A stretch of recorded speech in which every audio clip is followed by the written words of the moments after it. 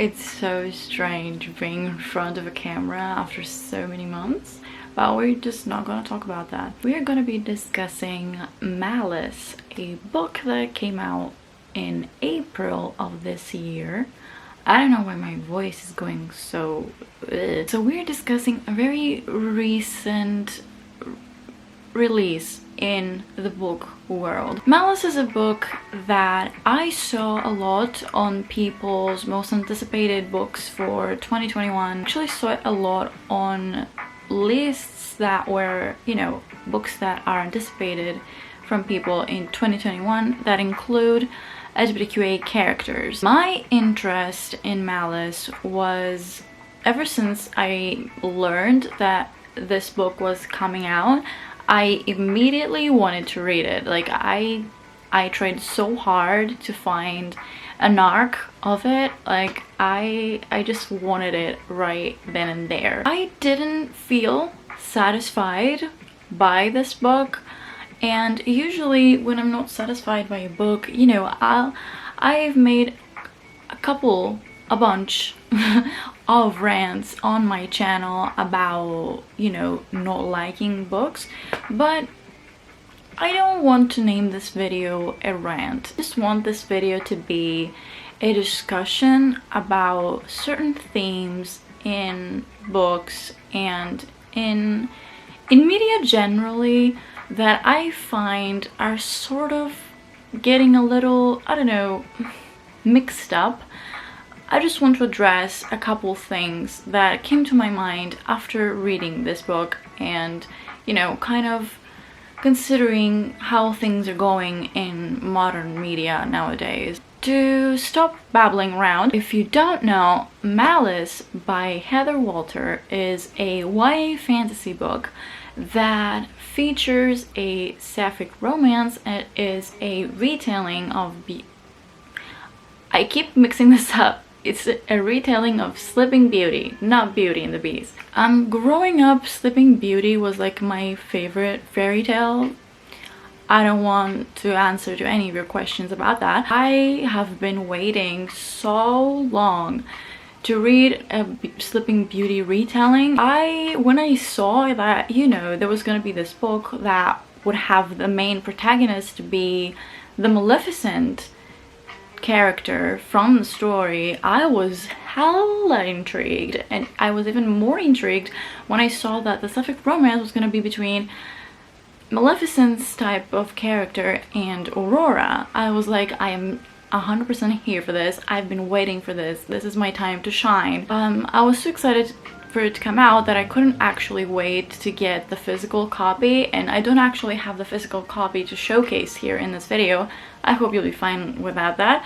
I read this book, actually listened to this book as an audiobook. So to get in more detail about what this book was marketed as, this book was supposed to feature, like I said, the Maleficent type of character as a protagonist. It was gonna be, you know, her point of view, the retelling of the story. The main character is actually named Alice, and because she is part Vila, a sort of, you know, consider it a kind of fairy species that is dark and evil-ish, or like monstrous, you know, in appearance and in abilities. So because she is part Vila, she is, you know, very hated by the people around her, mocked, kind of ridiculed, downgraded from all the other kind of fairy descended creatures in this kingdom that are called Graces.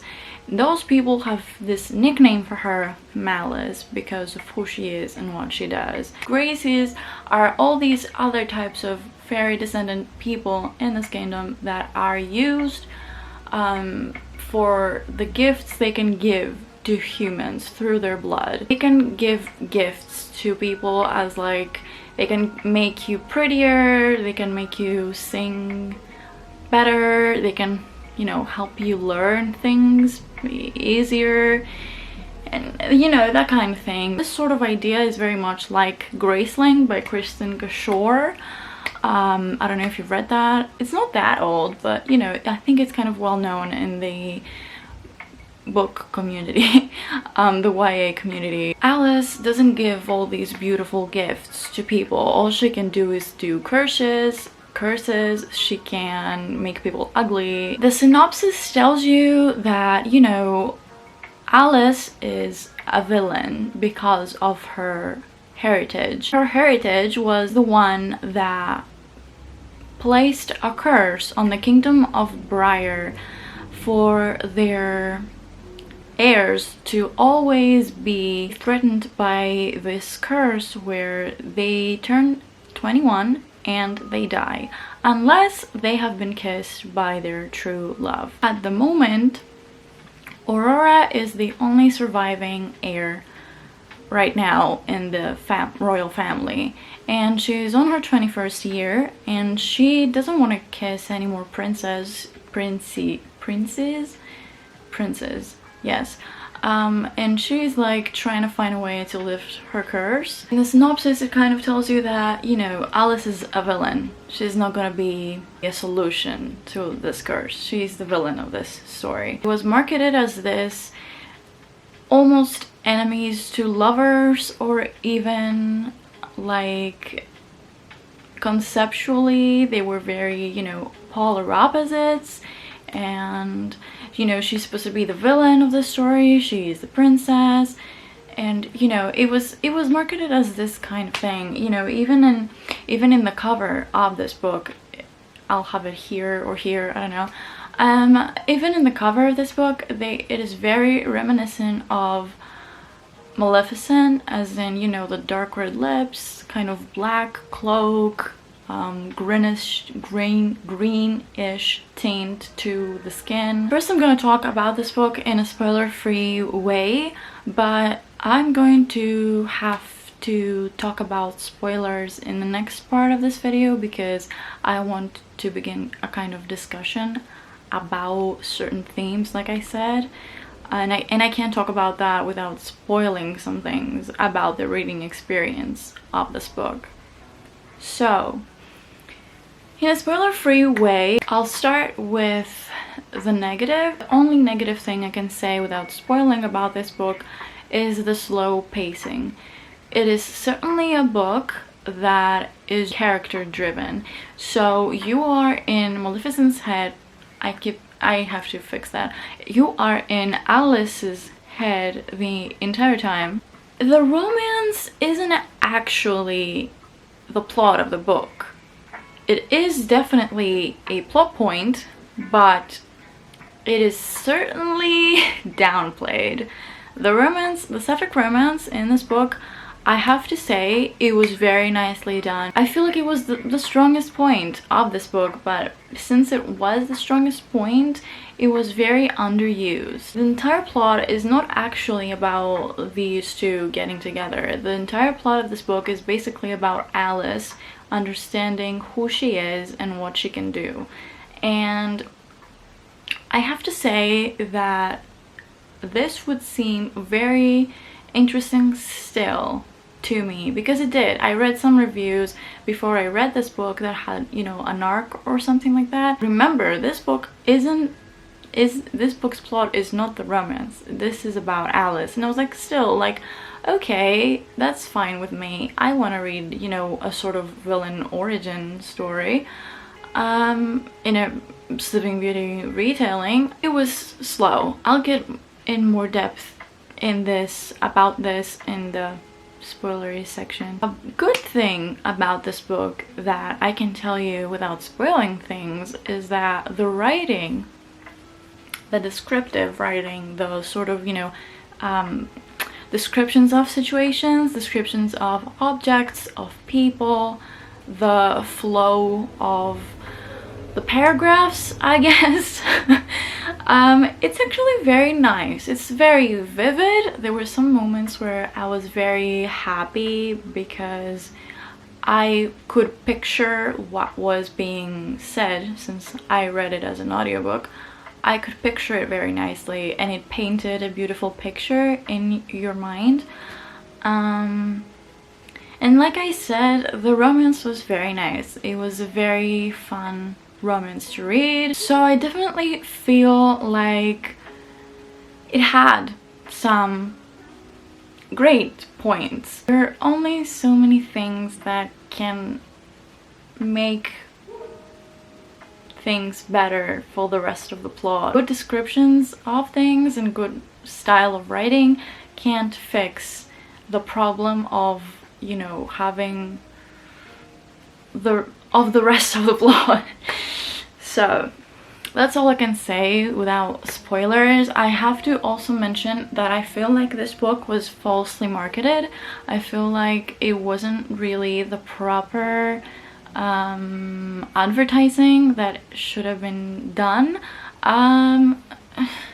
Or even, I don't know, maybe the synopsis was falsely directed you falsely, because I feel like I'm not the only one. Like, I have to not be the only one here that was very disoriented with the way this book was marketed and written. Take what you want out of this spoiler-free section. Now I'm gonna jump into spoilers and discuss some things further. You're welcome to stay. If you don't want to stay, that's perfectly fine too, and thank you so much for watching up until this point. But now I'm getting into spoilers.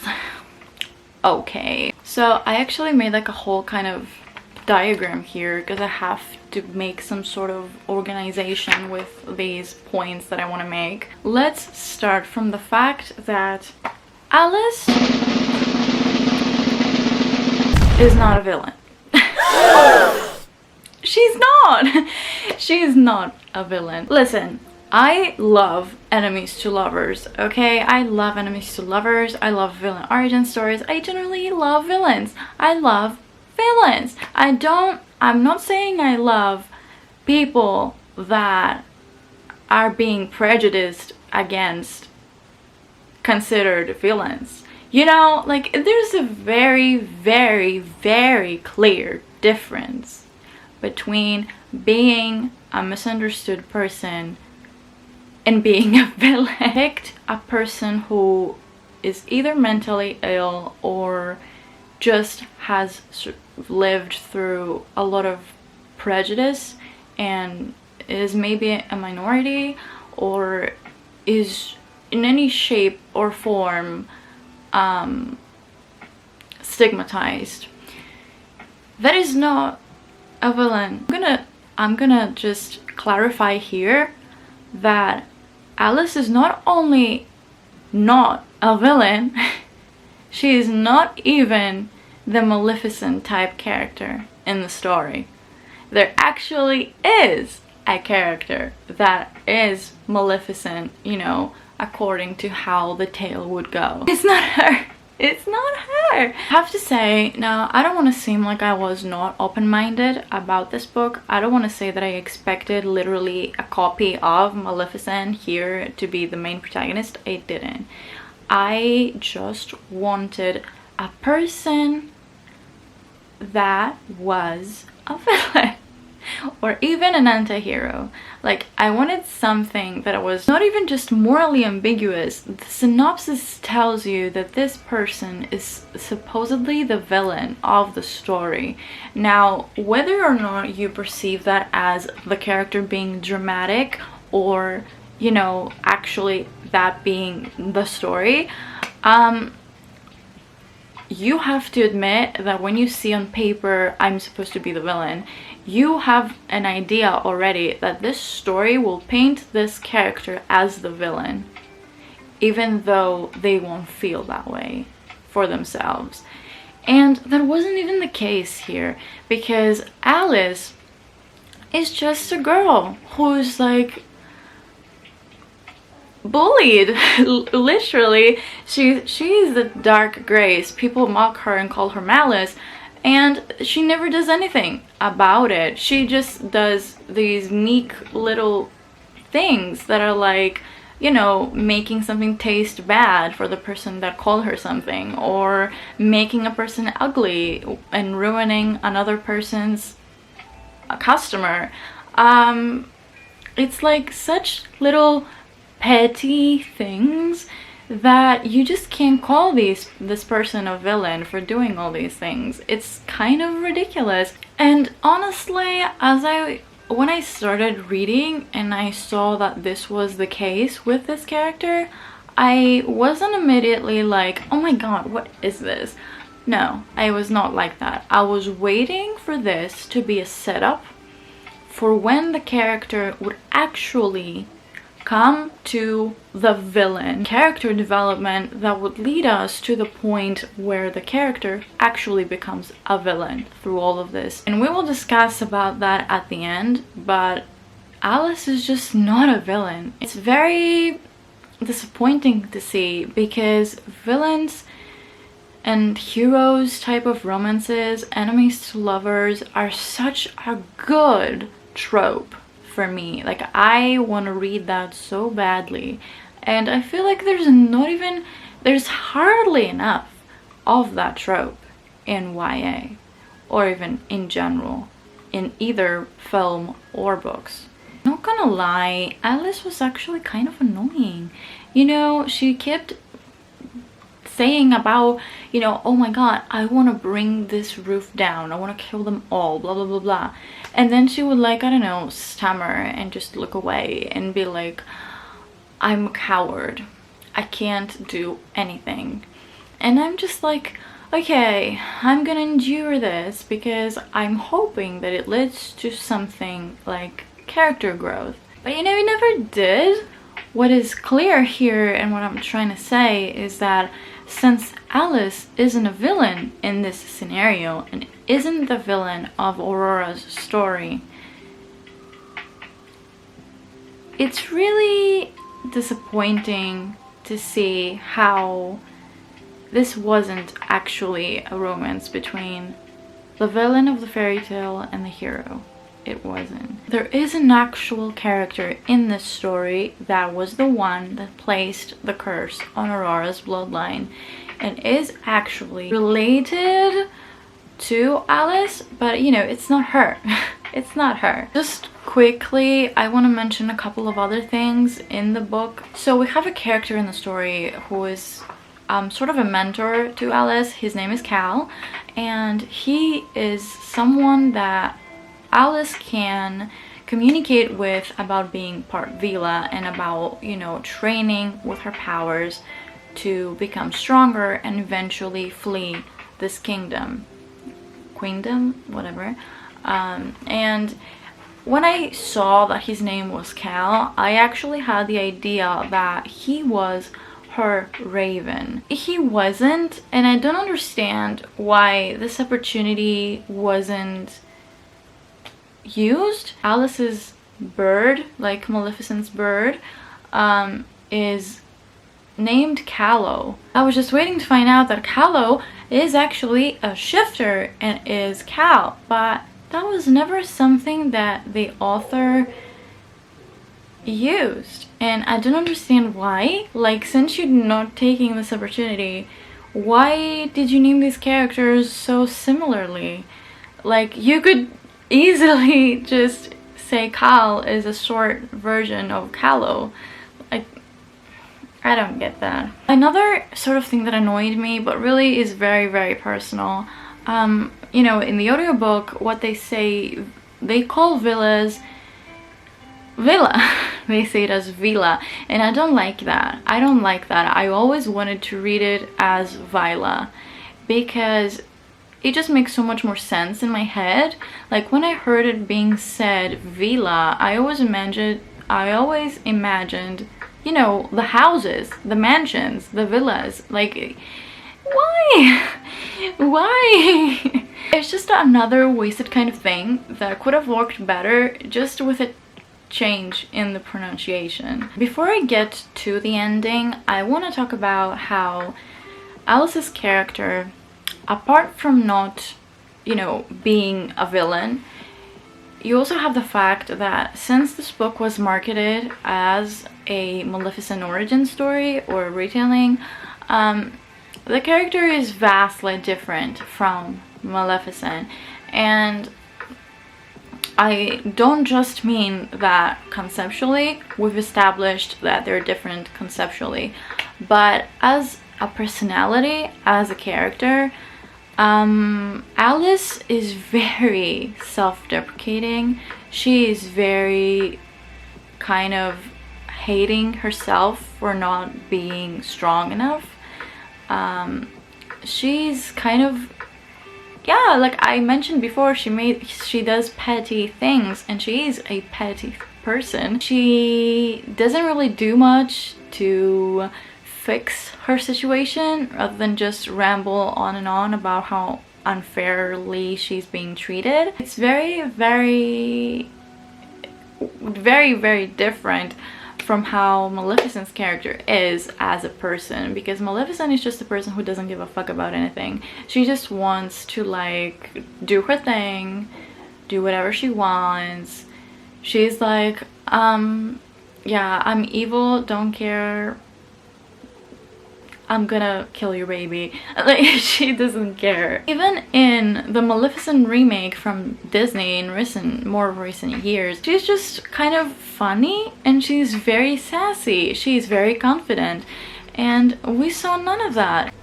She has a very low self-esteem, and she has this tendency actually where she thinks that she is better than everyone else, but when it comes down to her when she's alone, she thinks that she's less than everyone else. So all these mentions of I'm gonna do this and that, all these thoughts running through her head when someone is being an ass to her, and then when that's done, she just considers herself horrible.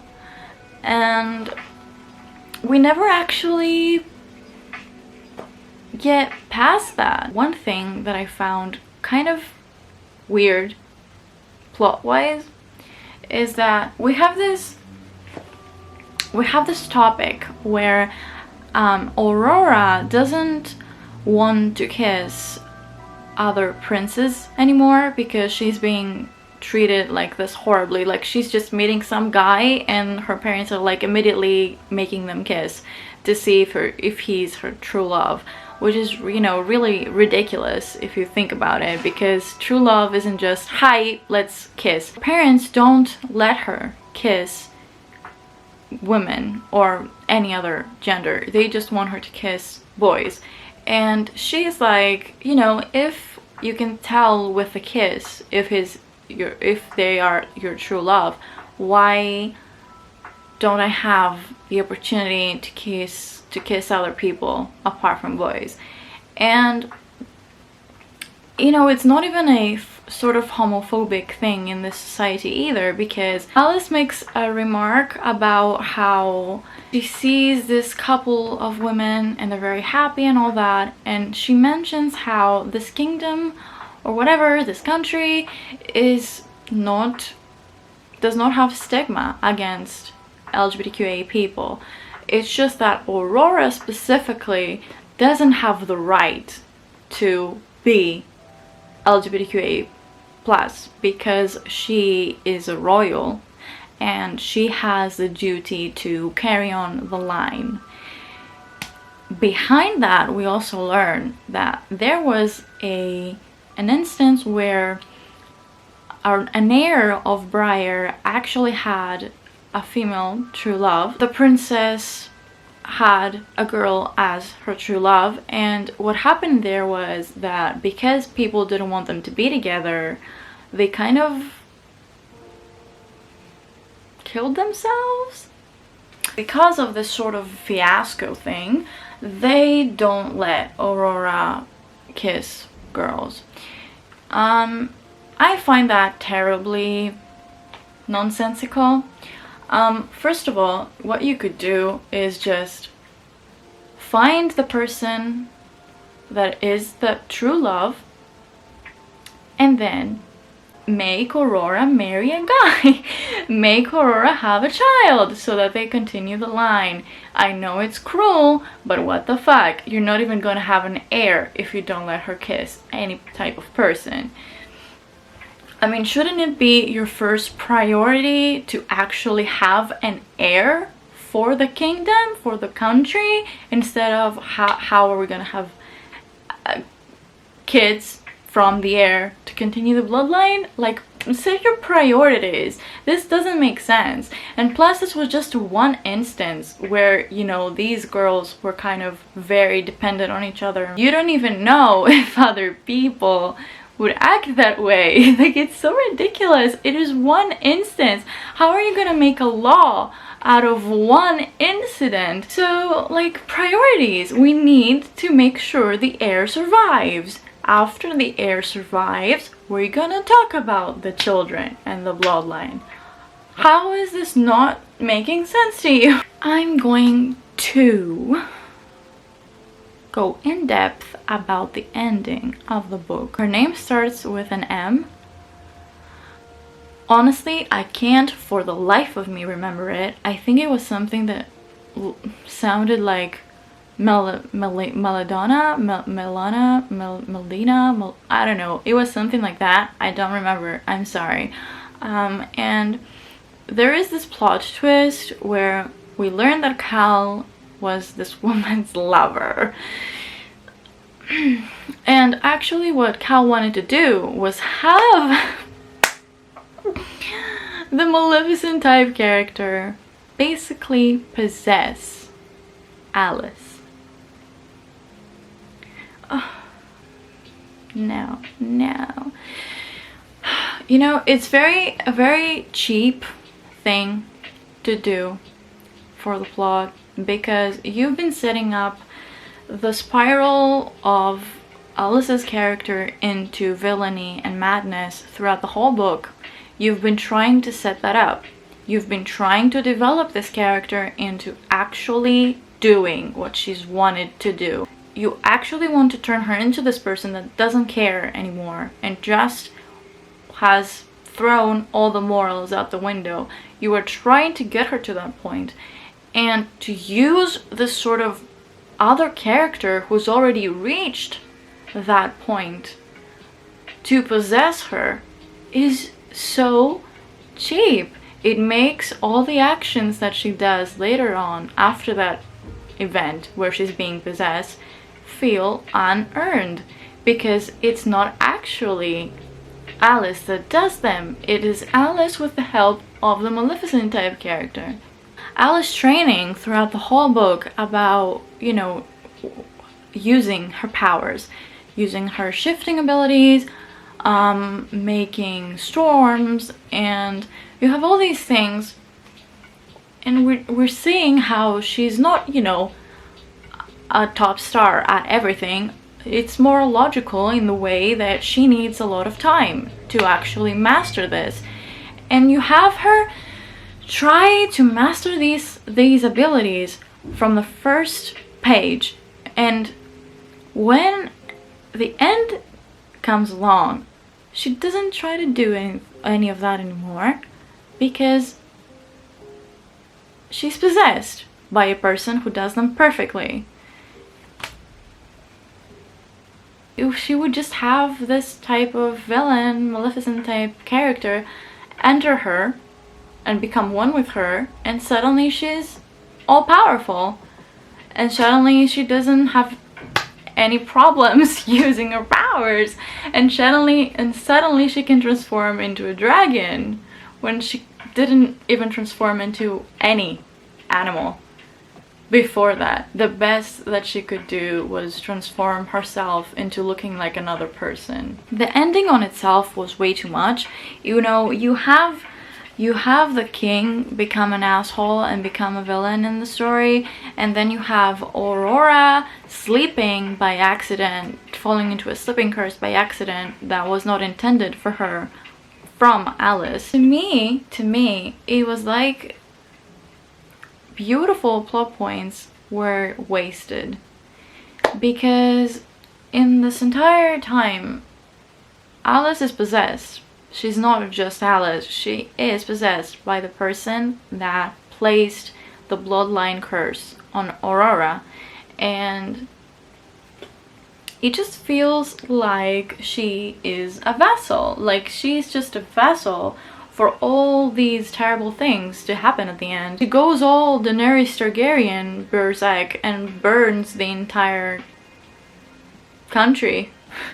She burns the entire country, and it's so bizarre. To me, it was so bizarre. Like, she burned even her friend.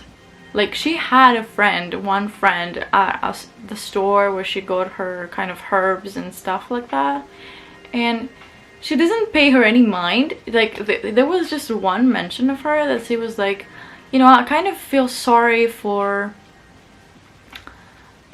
I forgot her name too, I'm so sorry, but about her friend. She's like, maybe she didn't deserve this, but I hate this country. And she just burns the entire country. And I don't get it. I don't. I did like the fact that Aurora kind of has an amnesia type of curse along with her sleeping curse. Like, it's the fact that Alice can't kiss her to wake up from the sleeping curse. Aurora won't remember her. It does kind of work like a thing to be resolved in the sequel. Alice wouldn't even kill one person in this entire book. She couldn't kill one person, and suddenly she's burned 1,000. She burned the entire queendom. We have this sort of justification for it, for her actions being what they were, through the fact that somehow her and the Maleficent type character were always supposed to be together and were always supposed to be one person, and that they were like destined to complete each other. And like, we have this ending line where she's like, now I am both Alice and this powerful ancient sorceress. I will have a new name for myself. And right when I thought that she was gonna call herself Maleficent or Malice, actually, you know, reclaim that nickname that was used against her, she doesn't. There is no payoff for anything. She calls herself Namara or something like that, and that is actually out of nowhere. Like, I don't know who is Namara. Like, that rings no bells at all to me, to my brain. But this, I think, opens a conversation about modern villains. So what I mean by that is that I've been seeing a trend where villains are taken and then shaped into this another character completely that honestly is not a villain at all. Obviously, villains are not a sort of one-dimensional person, you know, if you consider villains an actual character with agency and a proper build-up. Villains are most likely people that have gone through some experiences that led them to the point of becoming a villain.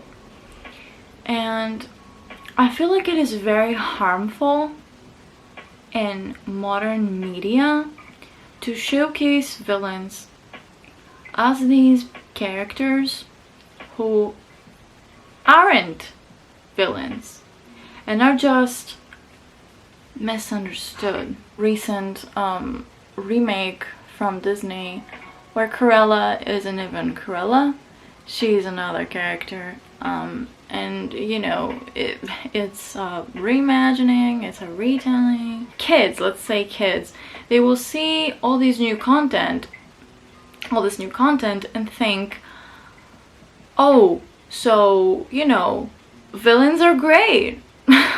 When through villains, what we want to show in a story is the opposite side, a side that isn't considered right, a side that doesn't go with the flow of morality, a side that is discouraged in people, a side that we can't explore as heroes. It's the side where you can let loose. It's the side where there are no boundaries, there's no limits. You can go crazy, you can do whatever you want. Usually that's the case with villains. They try to do anything in their power to fulfill their goals. This is why I feel like I keep mentioning this thing, but I feel like it's so important. It is such a key thing in stories. Narrative. It is so important. When you show a person as good and they're actually doing very questionable things, the narrative has such power that you will actually perceive this character as a good character. They just, you know, do these little things here and there. But when you paint a character in a bad light, when you write a character and show him as this villain, and then what he's actually doing is maybe even, you know, right, like they have some sort of very reasonable things to use as motives, you will still see them as villains, because that's how they're painted as. That's how the creator wants you to see them. That's what the creator intends for you to believe. It's very much a case of tell and don't show. In many of these cases, I feel like even in the case of this book, you are told that a character is evil, and then you never see it done. You're never seeing it done. You're just seeing the character hate other characters for what they're doing to them. And you're not evil for hating people who mistreat you. Very much a false depiction of right and wrong in modern media. And for example, in the case of this book, what would be considered wrong is, you know, obviously the fact that Alice burned an entire country to the ground. Obviously anyone reading that will think that it's a bad thing. But that's because in this case, an actual villain has taken over her mind. You call this person a villain, but it's very questionable to do so. Because if Alice hadn't been possessed, she would never have done that. And this is a certain problem that I perceived in this book. In other media, it's something else. And I guess the conclusion from this video today is that I just want to see actual character development about a character becoming a villain. I don't want to see a person that you call a villain be mistreated and then do things for revenge. You know, obviously you want to do something to people that have treated you horribly, but that doesn't make you a villain.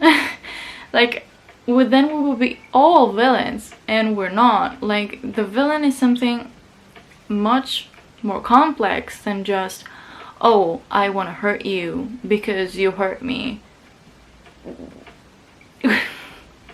The fact that I'm even trying to explain this makes me so annoyed. I don't want to see a character becoming possessed by a villain to become a villain. Just give me a villain, actual villain and hero romance. That's all I want. That is all I want. I will eat that up. Just give me that trope. Just do it. What is so scary about it? I don't get it. In any case, personally, I believe that this book was a letdown because I had these expectations in mind that I wanted there to be a villain and a hero romance, and I didn't really like the way that the story was done. Let's leave it at that. So, have you read Malice and what did you think about it? Did you enjoy this video? Did you enjoy this discussion? I would love to hear it in the comments below. If you enjoyed this video, subscribe to my channel, or give the video a like. I'm very concerned about the way this channel is going because I make random videos and I don't know what people want to actually see. But other than that, thank you for watching. Have a great night, have a great day, have a great summer. So I will see you all in the next video another day. Bye.